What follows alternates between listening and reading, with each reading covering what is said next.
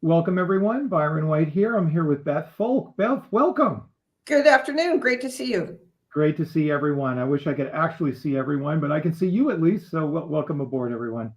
You're from Axcet HR Solutions Yes, that is in, correct. in Kansas City. Yahoo! Yes, we are the home of the current and reigning Super Bowl champions.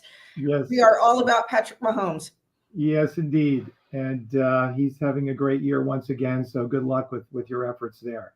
Of course, I'm a Patriots fan, so we won't get into that too much. But you're safe toppling over us, that's for sure. There you go. We're going to cover a lot of ground today. First of all, I want to thank you for being a customer of ours for 4 years. Thank you, thank you. You're most welcome. We're excited to learn about your journey, and we're going to talk a lot about you and your role and your performance and all kinds of fun stuff that you've had with your experience with WriterAccess and our content. So, for starters, just tell us a little bit about your company and your role in the company as well. Okay. Let me start with Axcet HR Solutions. Our company is over 30 years old, founder run and currently owned. We're headquartered here in Kansas City, and we serve the Kansas City Metro / the states of Kansas and Missouri to a greater extent. Our business is all about HR. That means we do human resources, for example, compliance, those pesky laws that keep employees safe and protected. We do payroll. We do risk management, that would be safety and workers' compensation. And then we also do benefits, employee benefits, health, all of that bundle, and then 401k.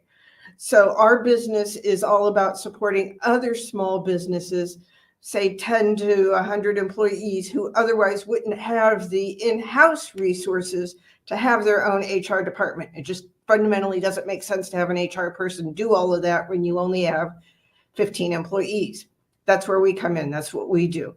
In terms of my role, I am the director of marketing, which means I am a one-man show here at Axcet. However, I do bring in freelancers, not unlike Rock Content / WriterAccess, to basically do all of the creative and support me with everything that I need to build a marketing program. Got it.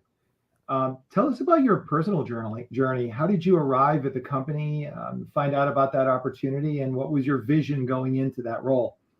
Interesting. I had been with a company called CBG. Nobody would have ever heard of it because it was a small startup here in Kansas City. And after about a year and a half, as often happens with startups, they stop.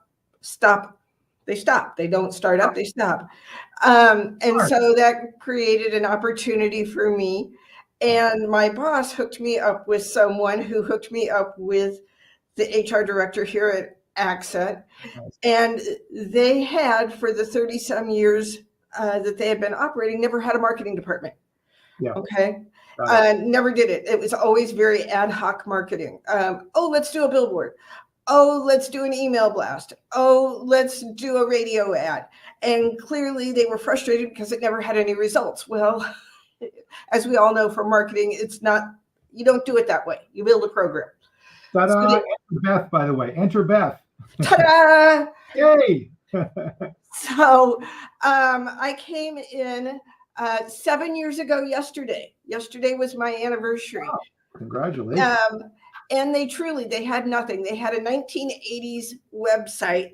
It was scary.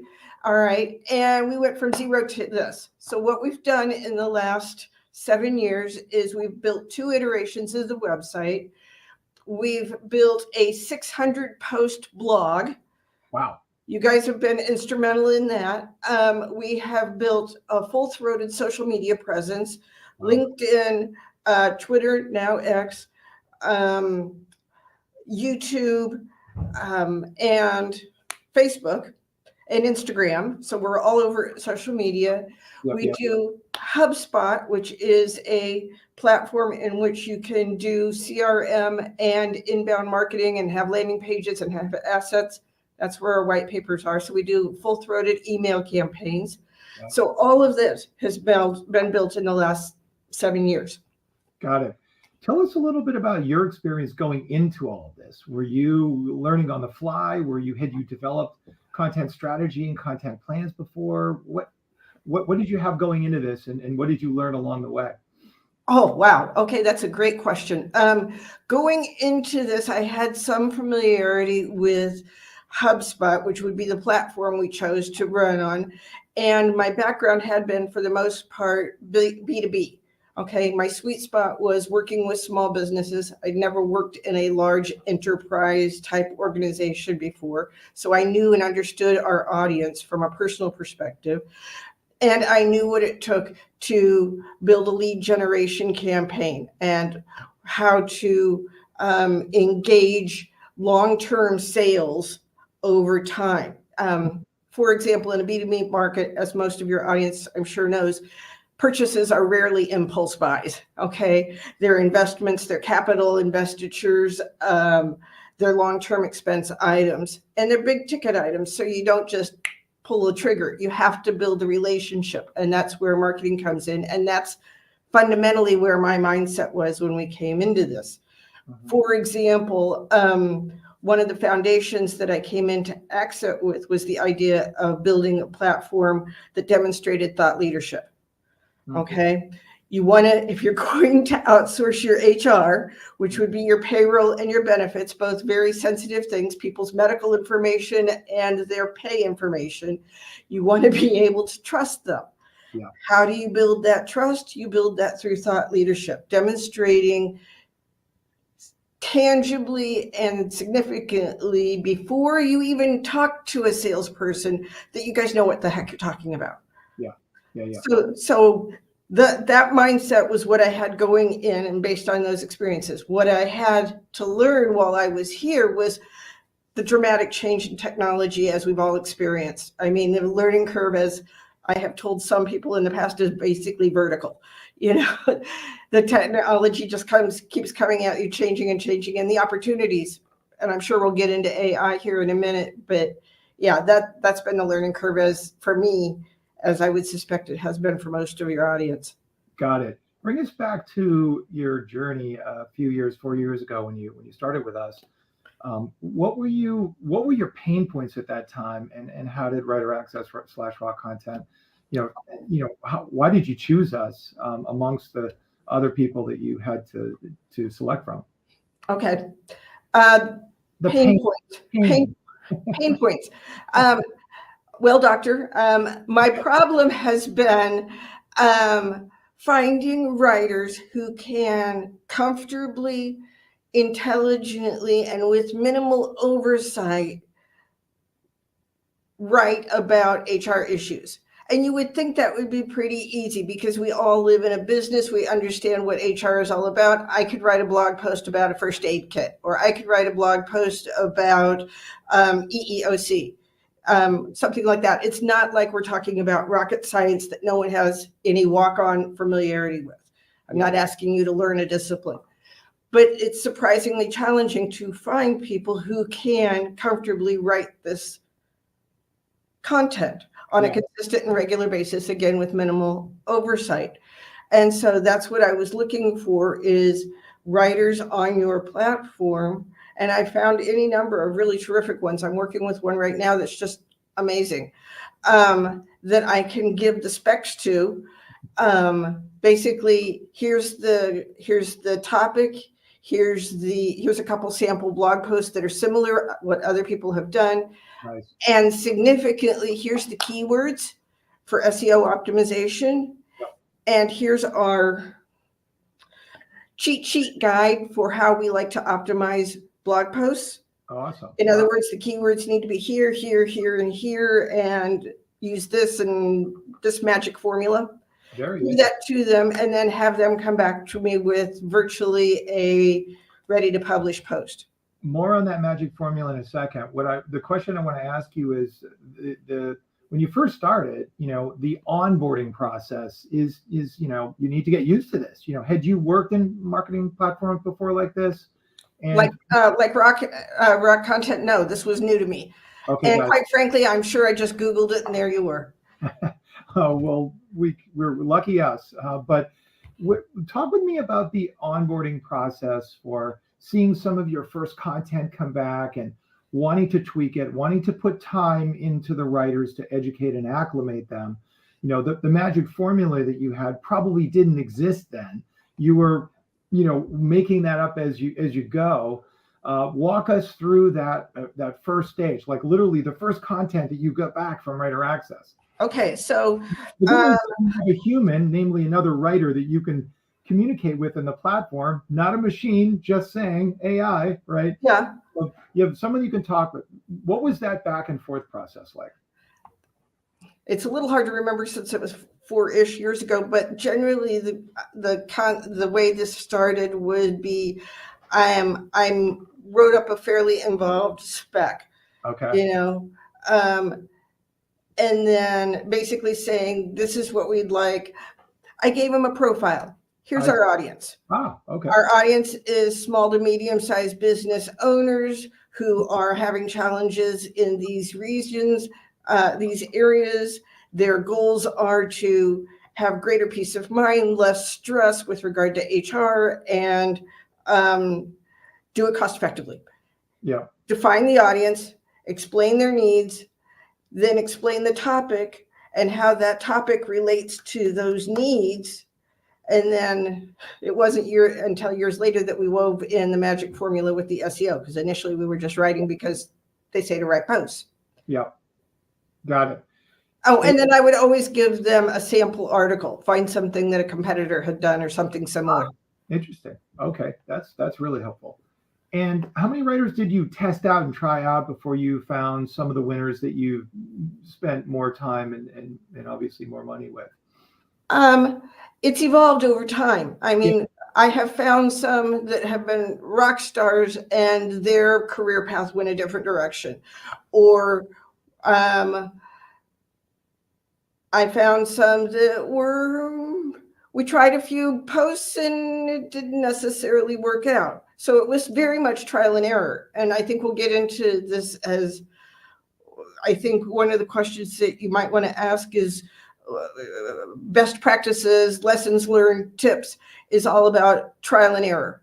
Yeah. Whether it's trying out a new writer or trying out a message in a blog post or an email campaign. It's all about iterative trying. Yeah, very interesting. Well, let's go to that magic formula that you landed on. How long did it take you to be concise, be succinct, particularly with new writers? Because the tendency is to throw too much at people, right? But how did you learn? Well, how much content are you giving a writer with a spec in general? Like, how long should it take them to read over your guide on what you want? And imagine you're working with a new writer here, because I think that's kind of interesting. Okay. How much time do you want them to invest in your spec to accomplish what you've achieved, which is quickly getting to know what you want, what tone and style you want, not just what length you want and what keywords you want, but the tone and the style particularly, so you can hit a silver bullet much faster. Aha! I know the answer. Pick me. Hey, you're okay. You. What we have over 4 years of trial and error come to is we have 2 templated specs, which goes back to one of the things I really like about this platform is I have templates that I don't have to rewrite the spec over and over. Okay. And again, we're doing blog posts. So the first one is and how much time would I expect them to spend on it? It's probably 200 to 400 words. General, here's a spec about the blog post, the content. Okay. For every blog post, here's our audience, here's our tone, here's our message, here's what we'd like to have in a call to action. So I would hope they would spend, probably 5-10 minutes to read it, but really study it, spend maybe an hour or 2 really understanding what it's all about. Okay. Then I come back and rinse and repeat. I've got the same thing for SEO. Okay. Here's how to SEO a blog post. Okay. And it's, again, probably 200-400 words. And it's really like a cheat sheet or a checklist that you don't have to memorize it or really understand it intuitively. It's basically, it says, all right, in the headline, you need to have your focus keyword. Okay, great. Have I got that? Check. H2s have it here. H3s have it here. In the first paragraph, have I got it here? Great. Boom. Got And it. so probably 10, 15 minutes to read through it and understand the concept. And if you have any questions, ask me. But then they've got those cheat sheets tied to in a template. Yeah. That every blog post, all I have to do is give them content specific information. Here's a sample, here's the title, here's the keywords, go. Do you feel like most of what you're, educating them on, they don't really have to read again once a new order comes in? They're really just looking at, okay, what are the new keywords? What's the new topic? Okay, got it. Exactly. Okay, very good. And tell us about topics. I mean, well, how much content are you publishing? I'm curious. Our blog posts, like I said, we've got 600 live, and they average 1,000 words a piece. Wow. And we strive to, we're not perfect, but we publish 2 to 3 posts a week. That's fantastic.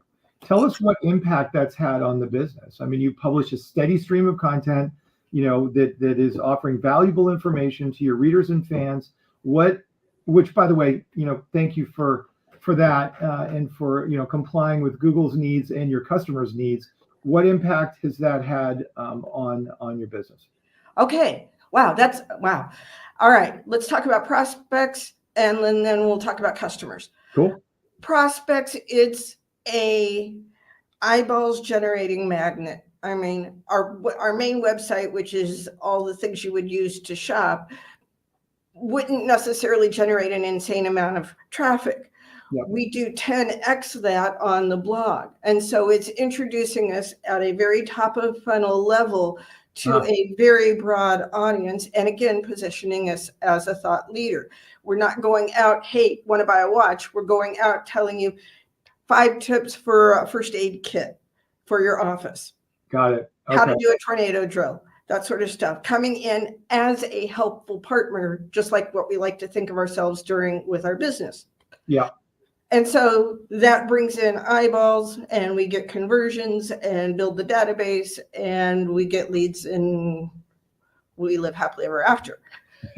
Tell us about how the content might be viewed by sales reps or other employees or your founder, or like, is everyone on the content marketing train, and how long did it take them to get on that train?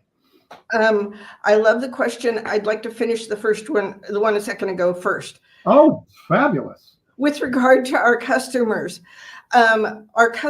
subscribe to the blog. So internally, or many of them do. So internally, we position ourselves to have a human resources consultant dedicated to each client and a payroll consultant dedicated to each client. And they have direct dial numbers that they can call them, and we're Johnny on the spot with any of their HR needs. Wow. But they also get 2 to 3 blog posts that supplement that information. Nice. And we hear back from, and I'll give you a quick story from one of our customers who comments on the blogs all the time. And he says, this is great information. I'm going to use it in the next manager's meeting. Or this is great information. I'm going to use it with my next employees, or I'm going to add it to my interview process. So it supplements in a one-to-many fashion all of the individual work that our team does with our clients. Wow. So everyone's on the train, but how quickly did it take to adapt? Did you have to prove that out first? How many? That's a great question. How long did the owner of our company is knocking on 80. So it has taken him a while to see the whole inbound marketing thought leadership value add. Yeah. And he would be the first to admit it, you know. The people in-house, the rest of the team, for the most part, just love it because they appreciate the way it presents us as a digital storefront to both our customers and our prospects, because we look good, we sound good. Yeah. And one of the things that we do is we make our human resources consultants and our payroll administrators the authors of each blog post. That's so great. It overlays their credentials on top of the content that you guys write. Wow, that's really interesting. Tell us about the tone and the style of the content. You know, has that changed over time? Has the length of your content you're publishing changed? Has the style changed? Yes. We started out doing 200-300 word blog posts. Now we're consistently over 1,000. Two reasons: we're getting into richer, deeper content. As you might imagine, after you've done 600 posts, you need to go somewhere. Yeah. For example, we're coming up on, we're going to be doing a whole series on autism in the workplace. Wonderful. Wow. Good for you. Yeah, I'm really excited about that. And we're doing guest blog posts. In other words, we're interviewing experts. Like, none of our internal people are experts on autism in the workplace. So we're interviewing someone and doing blogs. Has the length changed? Yes, it's over 1,000. Has the tone changed? Yes. We initially started out 7 years ago doing very salesy type posts. Yeah. And now it is decidedly more informational. Again, thought leadership, even more so. Google loves answers to difficult questions that people are searching for. Have you incorporated that in your content strategy, trying to break up 1,000-word post into multiple questions that you may answer? And are you giving the writers those questions as part of the outline for a topic? Bonus, 2 excellent questions. Yes, we are breaking it up. We're all over H2s and H3s, which are the subheads. And those, inside tip, are the SEO keywords. Yes, but are they the questions as well? Are you paying Yes. questions in an H3, for example? Like, yes. Not necessarily the questions, but the keywords in the questions. For example, we have a post that's really hot this week, and it's all about how to deal with payroll for night shift workers when you hit daylight savings. interesting. There you go. Okay, you jump an hour. What are you going to do? Pay them an extra hour? What? Blah blah blah blah blah. So, like, the first question on the blog post is, "What is daylight savings?" Yeah. And that's your H2 at the top. And then, how does it impact workers and what kind of industries, and yada yada yada, to 1,000 words. Got it. Fast forward to your current situation. How have things changed in the last year, 6 months, year? I don't want to use the evil word AI, but it's a little bit about overall systematic changes, and we can make AI a separate topic. What has changed in the last year or so? Well, heavens, we're post-pandemic. So, Yeah, good point. Yeah, good point. So we spent You continue the publishing. pandemic doing content all about the pandemic and remote work and hybrid. Question: during the pandemic, did you shut down any of your content publishing? No, absolutely not. The opposite, maybe. We closed the office and we all went remote, But which publishing, mercifully we all sit at computers all day, so it wasn't a huge deal. yeah. I'm curious about your publishing strategy. Did it change at all? It changed 100%. We stopped writing about first aid kits and harassment in the workplace, and it was all COVID all the time for probably a year and a half. Wow, that's interesting. And did you see other competitors of yours stop publishing? And were you therefore able to capitalize on your continued steady stream of publishing? I did not see them stop publishing, but they were not nearly as aggressive as we were with COVID content. Because we are tiny and our competition is very large. One of our main competitors is ADP. You may have heard of them. Okay. Yeah. We are incredibly agile. Okay. So and for that matter, Kansas City comes out with a new mask law, we can have a blog post up in 24, 36 hours about the new mask law that's highly germane to our target audience geographically, where ADP is back at square one wondering what's a mask law. Wow, that's fantastic. Okay, so your overall content strategy now, today's date, how is it altered in any way, shape, or form? Exceptional. Can we go to AI? Because to me, it's not the boogeyman. You're in the driver's seat here, Beth. I'm just trying to help you along. Okay. As you may have gathered, I'm not particularly shy, and when I get wound up about things, I talk a lot. Yeah. So let's talk AI. As everyone is familiar with, ChatGPT has hit the world with a bang, and we have found it very, very useful. Yeah. And I use it in conjunction with rock content. We are not so bold or reckless to go straight to market with AI generated content. We don't feel that's right. And in part and in large part because we've established one heck of a reputation for a very authoritative blog. And the last thing we want to do is jack it up with something that's AI generated that has something wrong in it. Yeah. But where it has come in handy is we use it for ideation, okay, which is any content marketer's biggest, slowest process, okay? Mhm. Like, okay, great, we've written 600 blog posts about HR. What's a topic we haven't covered? Okay, let me sit down and try and figure that out. It truly is a slow and tedious and quite frankly difficult project process. So what I can do, and I can even give you the a premium suggestion if you're interested, is go to ChatGPT or the Rock Content AI tool and give it a suggestion. Let's talk about EEOC Okay. or safety in the workplace, and say, give me 10 ideas. And then I go to my live human writers and say, okay, here's 10 blog post ideas on this topic. Pick 3 you like and rock and roll. Got it. Okay. And from a logistics perspective, how are you keeping track of which ones they didn't pick, and are those worth recycling? What's the logistics you're using behind using AI as a research tool? Every marketer's best friend, the spreadsheet. Got it. So I have this giant Google Sheets workbook. Each tab is a topic, and each tab is a list of ideas that they pick and highlight and cross off. Got it. And what are your top tools that Raw Content is using? You mentioned, topic research. There are a bunch of tools in there, image research. There's a whole bunch of stuff. But what are your top 3 tools that you're using inside of Rock? Inside of Rock, it's all about the content. Content, yeah. Yeah, I'm not doing the image at all. Got it. Okay. And so your tools might be just the marketplace itself would be your number 1 choice. What would be 2 and 3? Do you use any of the other tools? Topic research you mentioned, the AI topic finder. Yeah.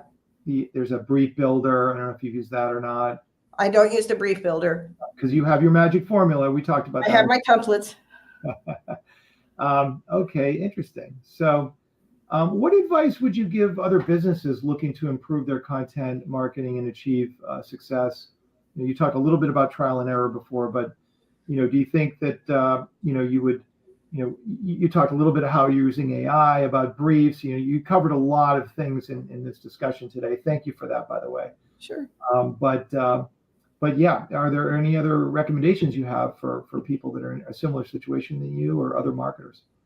Good question. Okay. I can't underline enough intelligent iteration, and know that you're going to screw it up quite often if you're anything like me. But just make sure that you learn from your mistakes and applaud yourself anytime you have progress, even if it's smaller, incremental, because, and this would be my other tip, this isn't easy. And anyone who says it is or thinks it's simple because it's marketing clearly doesn't understand the nature of the beast. So give yourself time and patience to learn and be willing to learn. Because like I said, the learning curve is virtually vertical these days. And so be open to new and different and give yourself time and patience to learn and try new things. Fantastic. Great summary there. What can we do better at WriterAccess? What would you like to see us improve on and at Raw Content as well? Okay. Oh, well, I opened the door. There it is. Here's and your lovely customer service guru, Lindsay, has heard this. And by the way, she's awesome. She's fabulous. It drives me bonkers that I can't schedule out more than 60 days. Gotcha. I know there's a launch tool, and it's not my comfort zone. I would love to be able, because I'd love to be able to schedule out a whole quarter with the writer. Beth, I am going to use my superpowers, which are very small. I assure you, but put that in the suggestion box. My last dose of crypto to try to see if I can get that high on the priority list for you. You certainly deserve so. But It's a win-win because you guys get the deposit and get my money that much sooner. It's a win-win. Our win is when our writers are paid. To be honest, that's so that's why this tool might not have been utmost priority. We have so many things we want to build that can give them a way to create great content smarter, faster, and wiser. Well, listen, I think this has been a fantastic call. I don't want to be too long with this call, so want to thank you for being with us today, Beth. Oh, happy to do it. This has been fun. Indeed. I'll do a shout out for Maria Rowland, who's going to be the November 16th next guest and next host that will be diving into some game-changing potential of interactive content. So tune into that, everyone. Beth, thank you very much for your time today. All right. See you, everyone. All right. Thank you. Right on.